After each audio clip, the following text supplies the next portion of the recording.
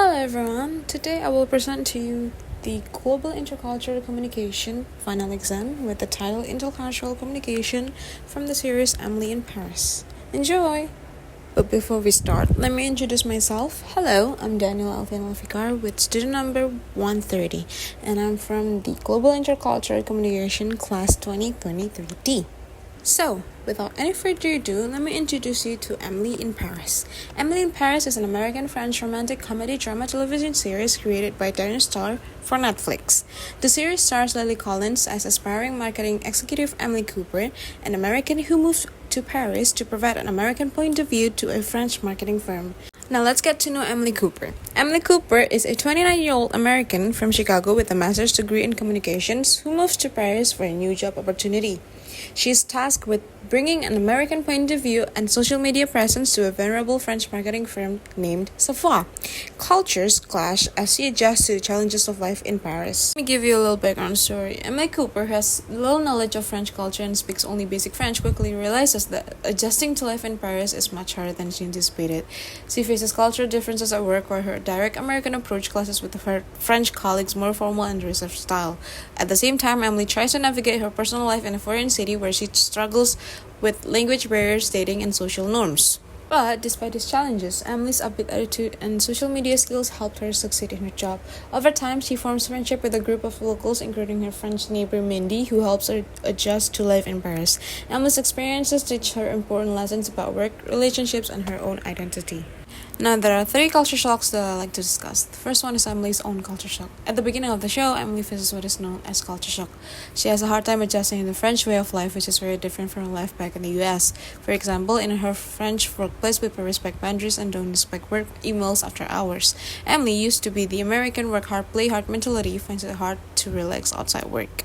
Now, the second one is workplace edition. At work, Emily doesn't know that the French have a formal hierarchical structure. Her American style approach where she speaks up openly and thinks everyone should be equal and often gets her into trouble.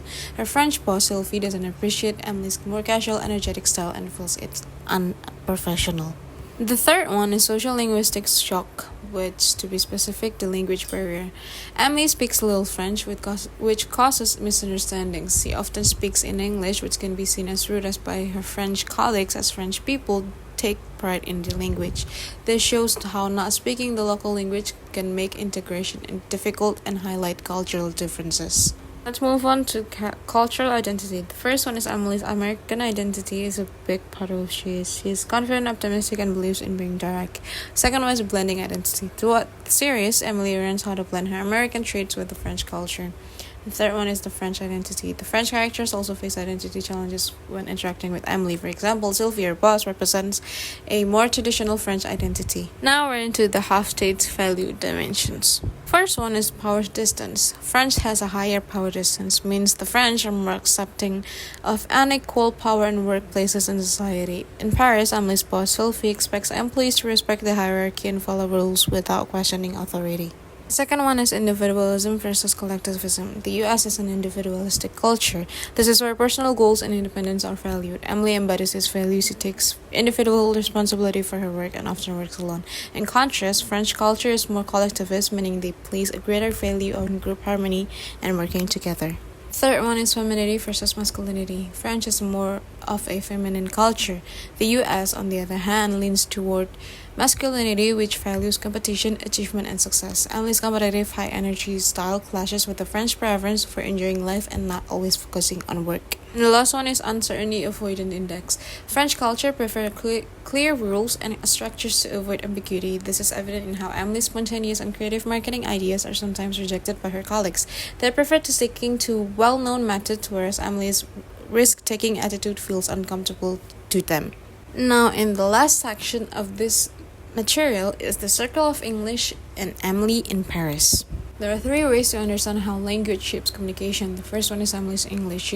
She relies heavily on English, assuming that it's a global language of business. However, in French, using English in the workplace, especially when speaking to French colleagues, can be seen as disrespectful or ignorant. The second one is language power. English is often seen as a global business language, but in Emily's case, using it too much in Paris shows a lack of understanding of the local culture. Third one is learning the language. As Emily gets better at speaking French, she becomes more accepted by her colleagues. Language becomes a key tool for breaking down culture barriers. So, in conclusion, Emily in Paris is an excellent example of how intercultural communication works in real life. It shows how culture shock, cultural identity, and language differences, and even power dynamics affect people's interactions in a foreign environment. And also, Emily's experiences teach us that adjusting to a new culture takes time and patience. Emily in Paris highlights the importance of being open to learning about other cultures, understanding their values, and also respecting their norms in order to communicate effectively across cultural boundaries. Okay, that is all from my presentation for Global Intercultural Communications final exam. Hope you guys enjoy, can understand it as well as I do. See you in another presentation. Bye bye.